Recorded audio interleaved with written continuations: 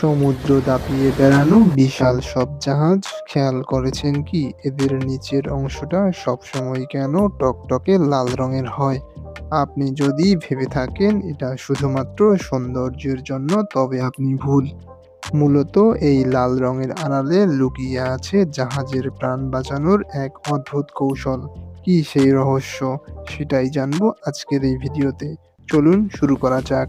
Hello বন্ধুরা, স্বাগতম আপনাদের অতল এর আরও একটি নতুন এপিসোডে। আজ থেকে কয়েকশো বছর আগের কথা ভাবুন। তখন জাহাজ মানেই কাঠের জাহাজ, আর সমুদ্রে ভাসমান কাঠের সবচেয়ে বড় দুশমন ছিল একটা ক্ষুদ্র প্রাণী, শিপ ওয়ার্ম। এটা আসলে এক ধরনের সামুদ্রিক শামুক, দেখতে নিরীহ কিন্তু কাজে ভয়ঙ্কর।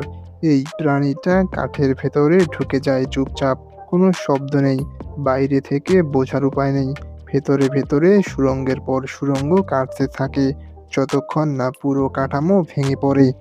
নাবিকরা মাঝ সমুদ্রে হঠাৎ টের পেতেন জাহাজ ডুবছে, কিন্তু ততক্ষণে অনেক দেরি হয়ে গেছে। এই এক প্রাণীর কারণে ইতিহাসে কত জাহাজ ডুবেছে, কত নাবিক মারা গেছে তার হিসাব নেই। আর শিপওয়ার্মের পাশাপাশি ছিল আরেক সমস্যা, ফাউলিং। জাহাজের তলায় জমতে থাকতো শেওলা আর নানা সামুদ্রিক জীব। এগুলো জমতে জমতে জাহাজকে ভারী করে দিত, গতি কমিয়ে যেত 20 থেকে 40% পর্যন্ত। বেশি জ্বালানি লাগতো, সময় বেশি লাগতো, আর যুদ্ধের সময় ধীর জাহাজ মানেই মৃত্যু।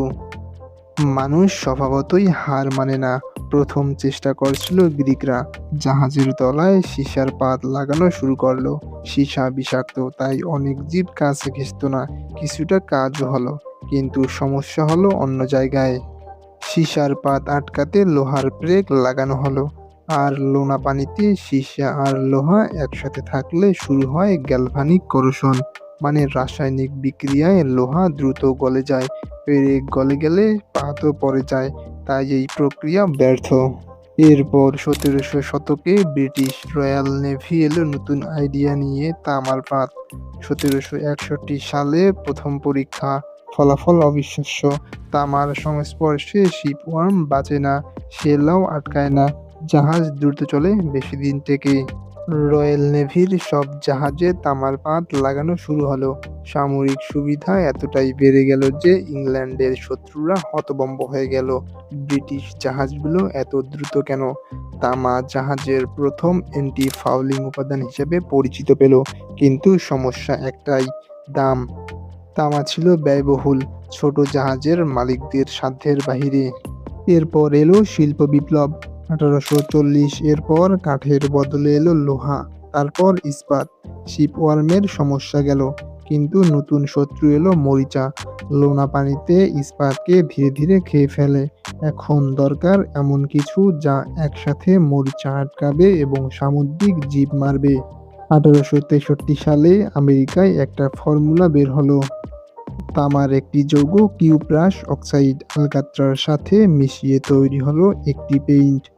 এই পেইন্ট জাহাজের তলায় লাগালে একটি শক্ত বিষাক্ত স্তর তৈরি হয়।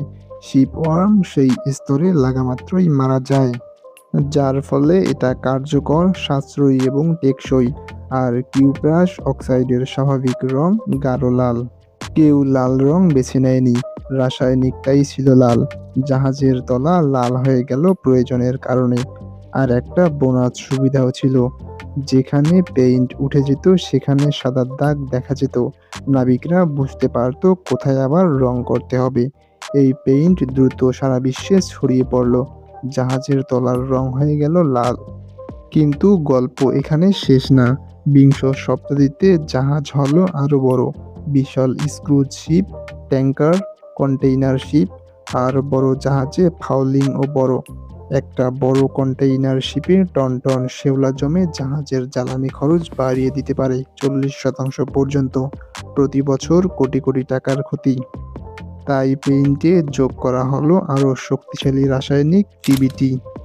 কাজ করত দারুণ, কিন্তু 1970-এর দশকে বড় বড় বন্দরের কাছে দেখা গেল সামুদ্রিক প্রাণীদের শরীরে বিকৃতি ঘটেছে। ঝিনুক, শামুক, মাছ সবকিছুতেই টিবিটির বিষ সমুদ্রে মিশে যাচ্ছিল। এমনকি মানুষের শরীরেও পৌঁছে যাওয়ার ঝুঁকি তৈরি হলো।